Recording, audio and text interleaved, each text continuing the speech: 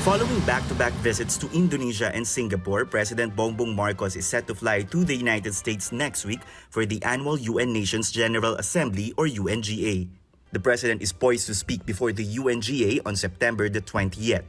The place to be able to have sort of like your swan song, where you actually are exposed to the world, and there are about 100 plus heads of state that would be attending the General Assembly.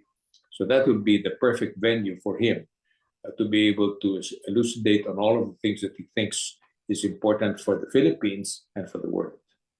Preparations are underway for President Marcos's first U.S. visit as chief executive.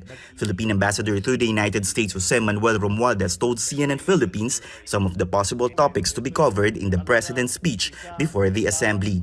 He would like to be able to present the Philippines as one that would like to see prosperity and recover the pandemic, and of course, because of all the conflicts that are happening, especially in Europe, and potential conflicts that may happen around the world, he would like to advocate for stronger cooperation for peace, and of course, climate change. But the Philippine envoy admits he has not accessed or read the contents of the president's speech.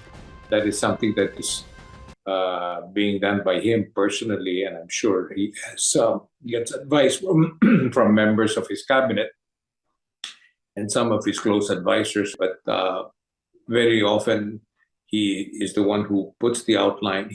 Romualdez adds that the president already reiterated his position on the 2016 arbitral ruling and the South China Sea dispute, so this might not be among the highlights in the final speech. A meeting with U.S. President Joe Biden is also being arranged, but the funeral of the late Queen Elizabeth II might affect some of the schedules of the heads of state.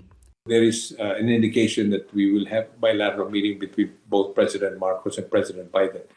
But there is going to be a reception where President Biden invited all the heads of state that he will have in New York. Human rights group Karapatan slammed the upcoming visit of Marcos to the U.S.